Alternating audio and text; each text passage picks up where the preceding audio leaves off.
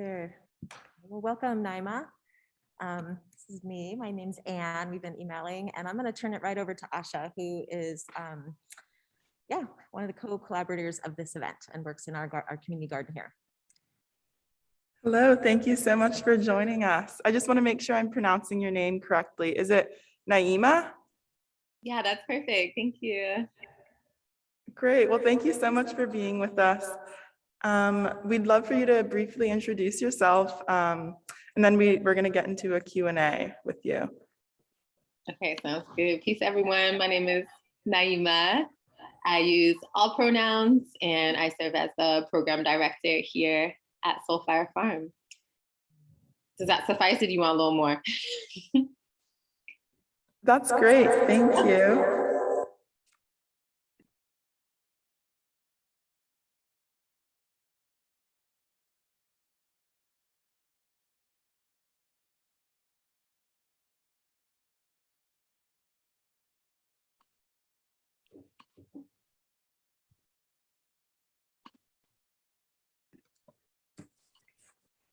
Okay, great. So the first question that I have for you is, what are some of your favorite practices that can engage people with the land and seeing Earth as relative?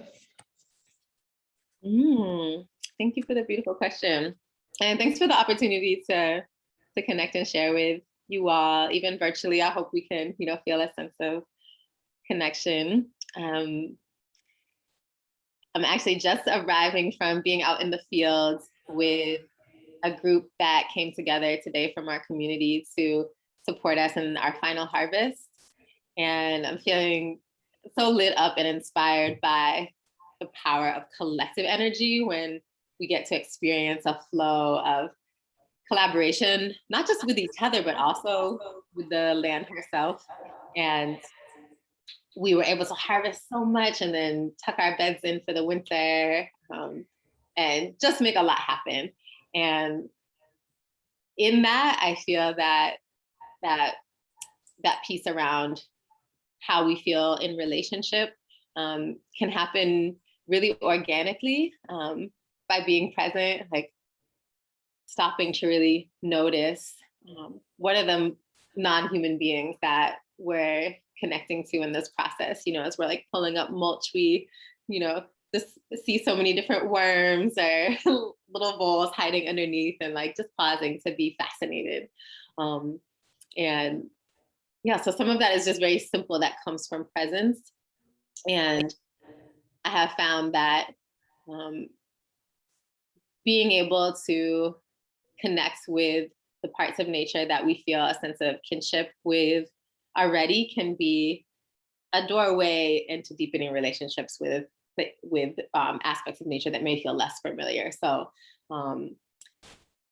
if I have a very comfortable relationship with water, per se, from my childhood, to have that be my pathway to exploring wider dimensions. And I think the practice also of really honoring nature as an older sibling, as opposed to something that is to be a resource for us or something that we have control or dominion over, is such an important practice of coming back into ecological humility. And here at Soulfire, we have a practice of always asking consent around the choices that we're making around land.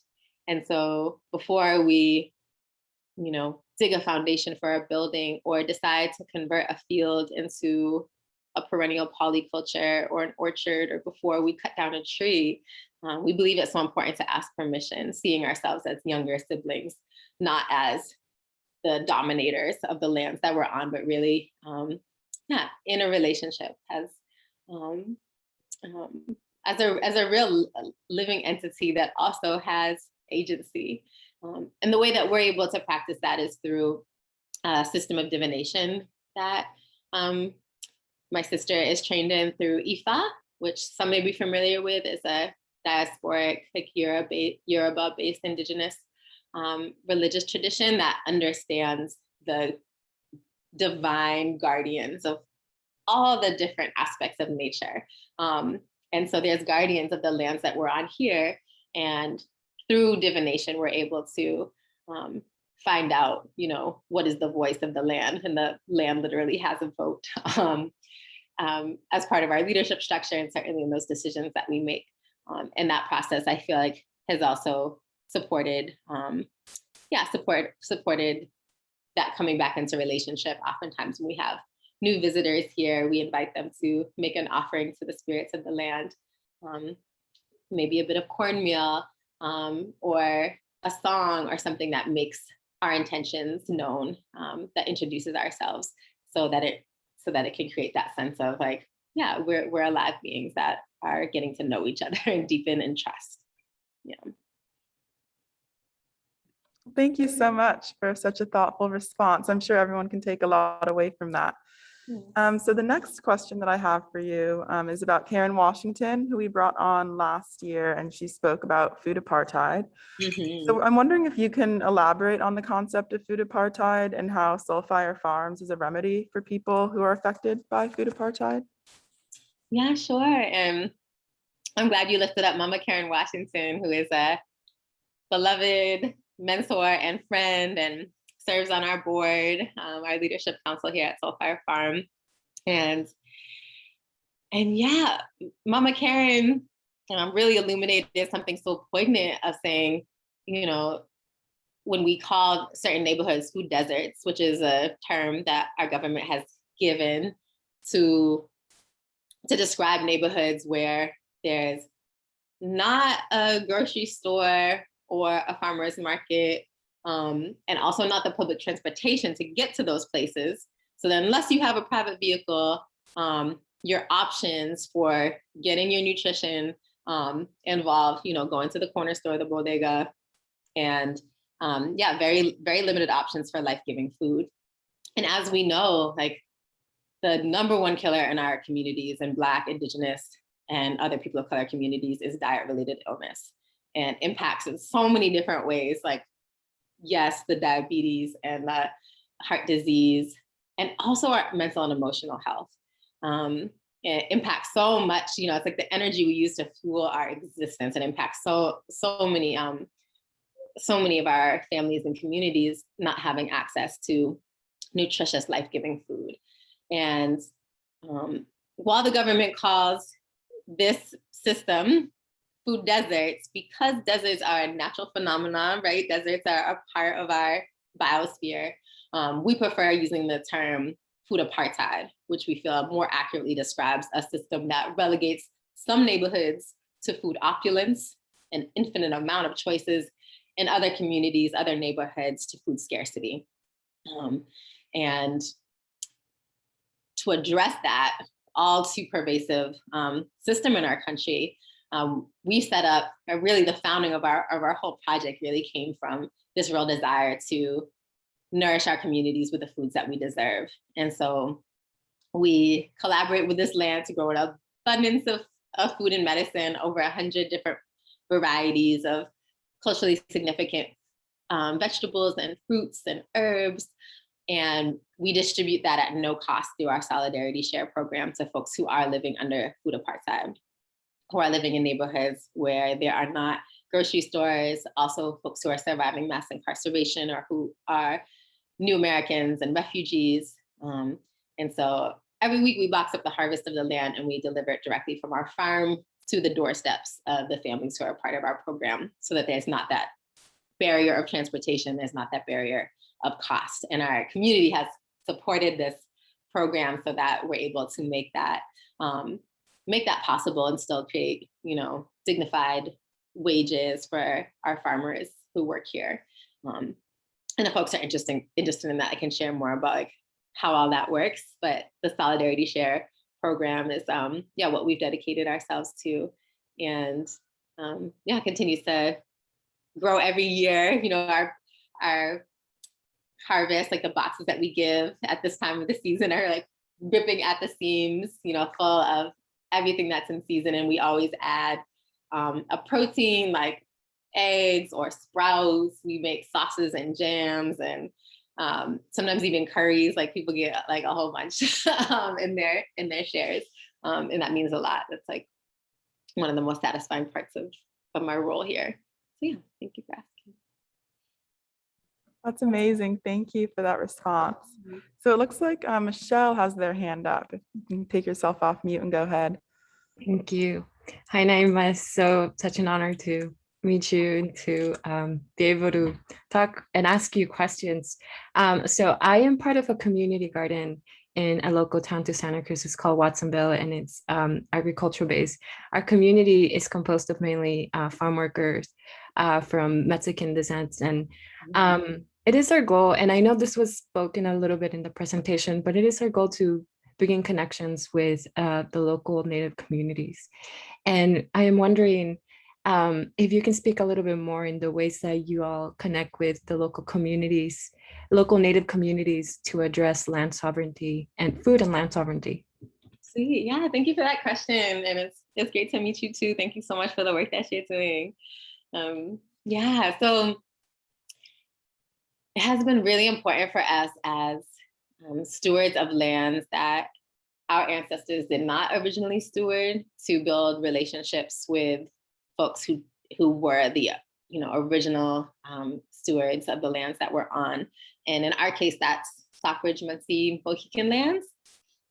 However, through like generations of forced displacement, the majority of tribal members of the Stockbridge, Munsee, Mohican band live in northern Wisconsin, which is so far from here. It's like wild to me that that has happened to so many people.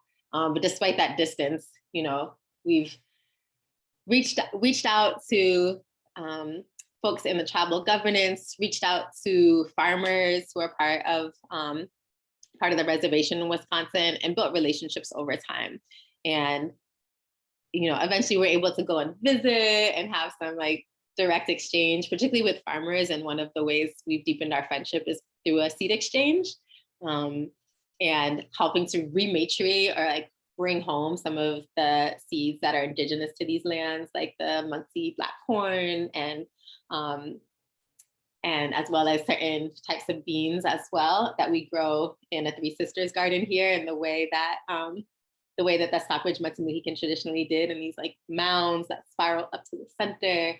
And yeah, the destiny of a seed is to multiply, right? So every year we have more and more seed, and we have the honor of helping to redistribute that to other farmers and soil keepers in our region, which is like the Mohican territory, as well as always send some back, of course, to the reservation.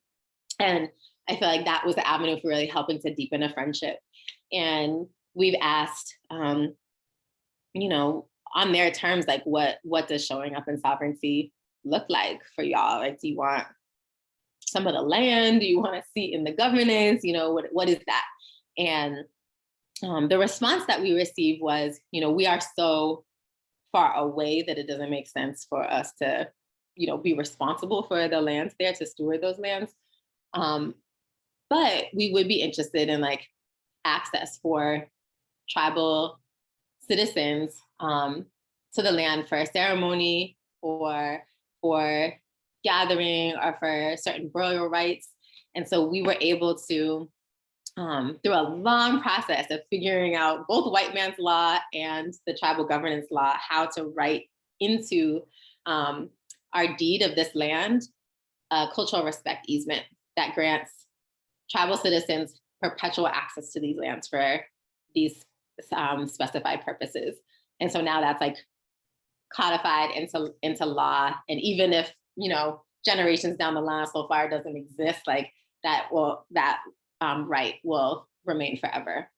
And then I would say the third big way is showing up for actions to protect the sacred lands, both of the Mohican Nation, what is it? Keyspan? No, I'm forgetting the name of the company right now, but who cares about them? So this electric company was planning to develop part of the river that holds, like, it goes through the sacred burial grounds of the Mohican. They were proposed to build the E37 pipeline. And so we mobilized our community to protest that, and we were able to permanently stop that development. And then for some of the other nations that we're in proximity to in this region, we've been organizing, around land rematriation. Shout out to the Eastern Woodlands Rematriation Collective, and also the Northeast Farmers of Color Collective, where we've built a lot of intercommunal relationships, like between Black, Indigenous, Latinx land stewards, so that we can really build power to defend our lands and really redistribute more and more lands into the hands of our communities. So that's some of what it's looked like. I know I can go on and on, but I hope I gave you a little bit of a glimpse, and thanks again for the thoughtful question. Thank you. All right, I have a couple of questions from the audience. The first one is, how can we learn more about Afro-Indigenous land practices and implement these practices and attitudes into our daily lives, homes, and communities? Great, yeah, so I have to shout out Farming While Black, which is the book that my sister Leah authored with contributions from our team, that has a lot of both practical learnings from Soul Fire Farm's journey, but also highlights like the ancestral wisdom, the regenerative farming practices in our lineages as diasporic African peoples. And so there's both a lot of understanding,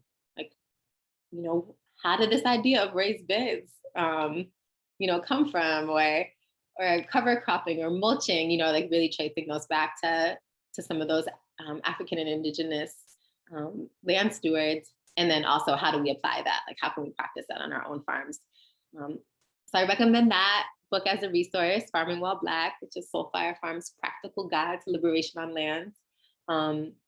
And there's another book that's coming to mind right now that I'm just going to trust my instinct to name it, but Black Rice, which talks about how the Mende and Wolof farmers of West Africa helped to bring the agricultural expertise to build the the multi-trillion-dollar rice industry of the Carolinas in our nation.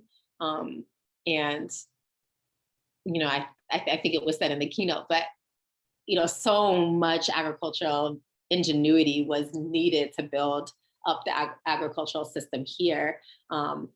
That was not what was held by the slave masters and plantation owners. They're coming from Northern Europe. So much of the expertise of subtropical agriculture came from and with our ancestors. And so, I want to shout out the Mende and Wolof rice farmers in this book. I'm sorry, I'm forgetting the name of the author, but it's called Black Rice. Really goes into depth about that particular history. Thank you. You actually answered the next question as well with some of those recommendations of books. So I appreciate that. No problem. So another question I have for the audience is just about how people can join the apprenticeship and what the apprenticeship looks like at Soul Fire Farms. Sure. So we have a number of programs here at Soul Fire, including a week-long immersion program that's a farmer training for folks who are BIPOC, Black, Indigenous, or other people of color. And it's not so much an apprenticeship because it's not like a season long, but it's this week-long deep dive into practical skills, like everything from seed keeping to preserving the harvest. And also is so much about understanding our histories in relationship to land, and also doing some really powerful action planning into the future. We do a lot of deep healing inside of that, because so much of us have lived or inherited trauma in relationship to land, and also get to really equip ourselves with the skills that are necessary for life on land. And applications for that program will be open end of January, early February, if you just want to stay posted at soulfirefarm.org. You can also sign up for our newsletter if you want to, get our monthly updates with all the programs. But I really recommend that program for anybody who's interested. And then we also have shorter programs like one-day workshops, community work and learn days like we just had today, where 25 people come at a time and we all get our hands on the lands and learn some skills together and also contribute to doing the big work that our small team can't do alone. And let's see, for folks who already have some experience farming, we also have a fellowship program called Braiding Seeds. And this fellowship provides like a year of support, both like mentorship and coaching, as well as a salary, like support with land linking, and some educational opportunities. And we'll be welcoming a new cohort again next year. So if that's something that y'all are interested, there's details on the website about what the requirements are to apply. But that's something where we really hope could be like the next stage. Like the immersion is like kind of your intro. I mean, there's a range of skill levels for the immersion, but the fellowship is like once you've really like had a taste and know you're here for farming, it's like really to support with the resources and community to set our people up for success, knowing there's been so many barriers like that have made it really challenging. We hope this can be one way that, just supports, more folks from our communities having dignified relationships on land. Well, they sound like great opportunities. Thank you. And speaking of hardships, I'm curious, how has Soulfire Farm been affected by the COVID-19 pandemic in the last year and a half or so? Yeah, thanks for asking. Yeah, I know the pandemic has impacted all of us in our communities in so many immense ways, and really multiple pandemics like crescendoing.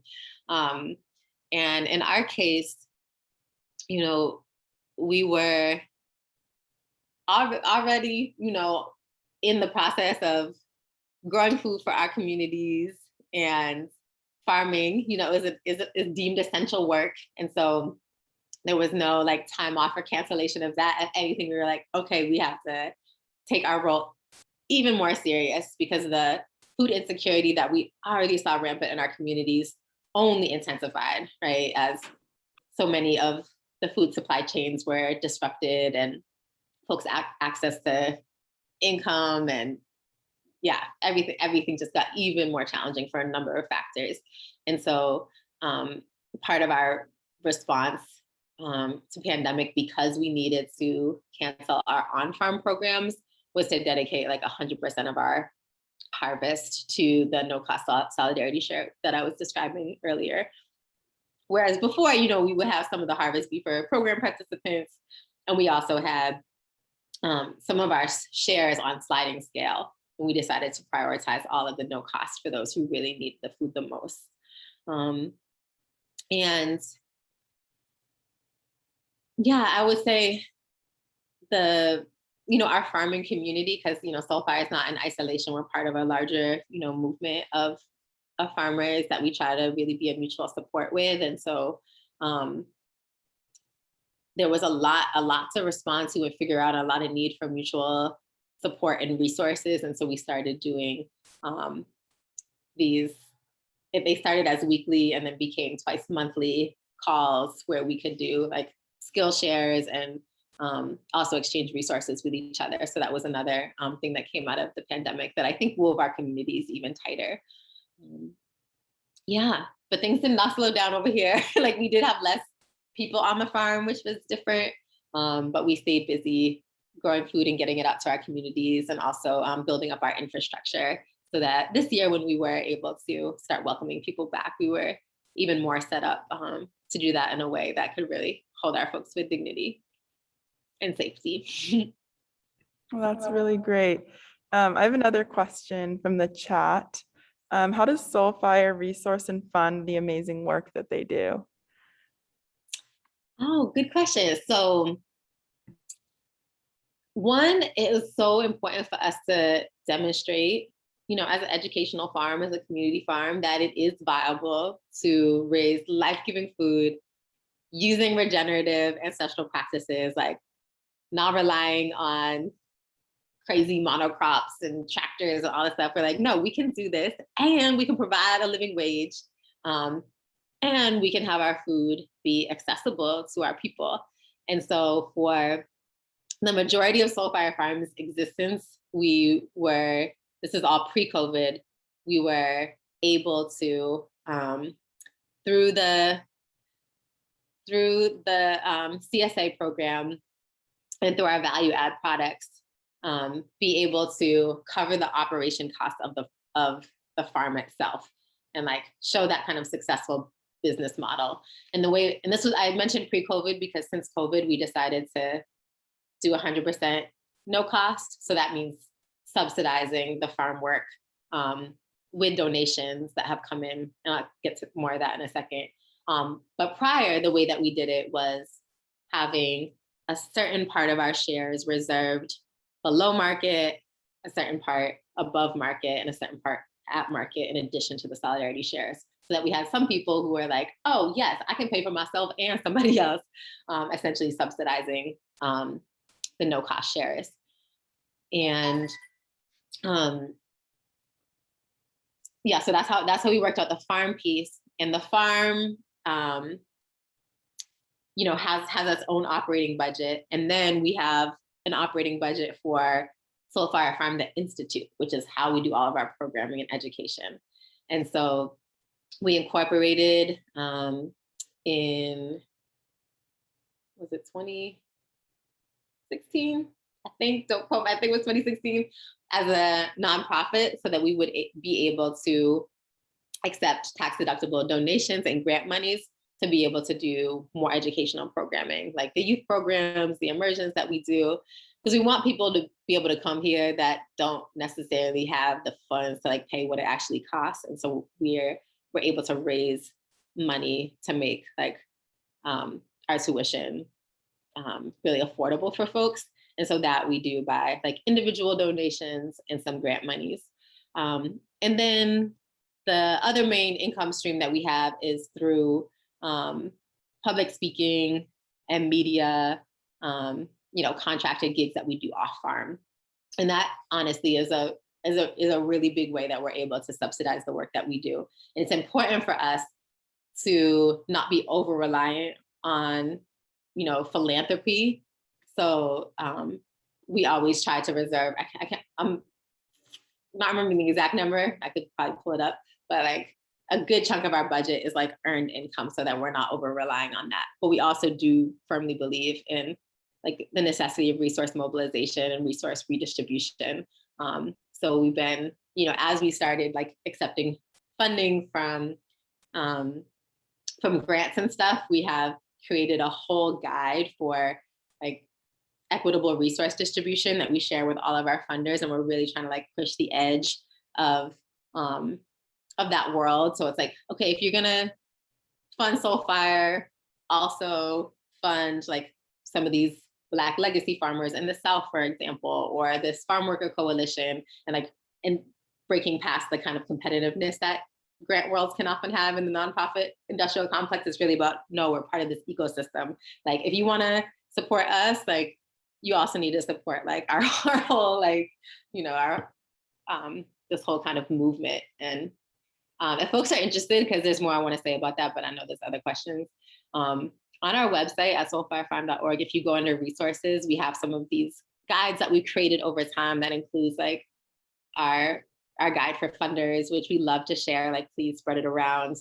Also like, you know, guides for like talking to the media and how we can like get beyond this, like the hero narratives that so often get perpetuated, you know, because when we're interfacing with these systems, there's so much that we like want to be able to work to help shift. So yeah, just recognizing that there's like, yeah, there's work to be done there, and we're doing our best to, you know, be able to balance those pieces and make change. Thank you. It sounds like amazing work that you're all doing at Soul Fire. So I just want to make sure I'm being respectful of your time. I know we only have you until 1:20. If you have a few extra moments, there is one more question that I received in the chat. No problem. Just want to make sure I'm respecting your time. Yeah, thanks for asking. No worries. Okay, so the question is, what Bay Area organizations do you collaborate with, and could recommend for us to get involved with? Ooh. Okay, give me a second to just kind of think through because Sure.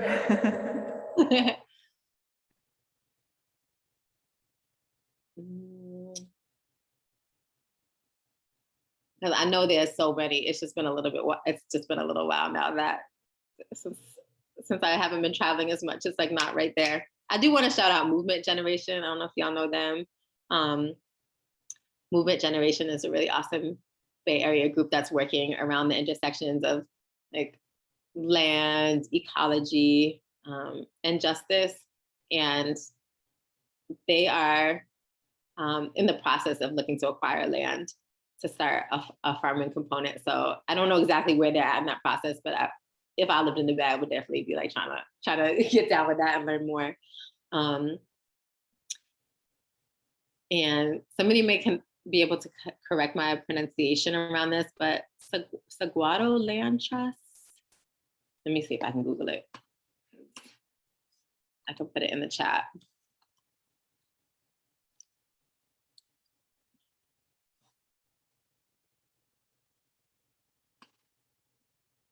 Okay, I'm gonna put this here. Oh, yes, Hector, you're on it. Yeah, this is an indigenous land trust that is working on rematriation of land back. So I would, yeah, definitely lift them up. And who else? Y'all are in the Bay. I want to know who y'all are thinking. Feel free to put things in the chat, because you probably know better than me.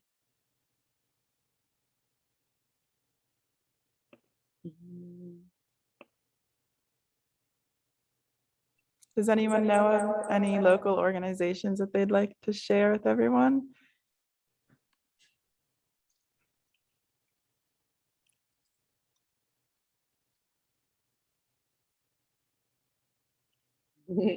Food what?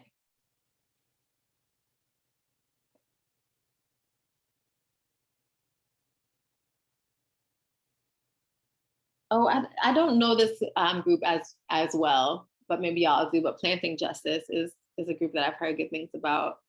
I believe they're in Oakland.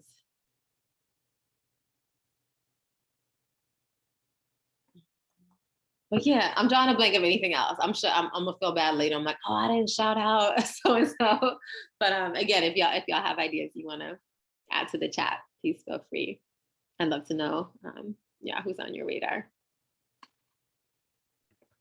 Well, thank you so much, Naima. We really appreciate having you today, and would definitely love to stay in touch if you think of any more organizations. I can put my email address in the chat. But I think that's all we have time for today, and thanks everyone for joining. Yes. Oh, and yes, Artsy Permaculture. Pandora Thomas is a dear friend. I'm so glad that you wrote it down, because that's definitely one that I should have said. So thank you.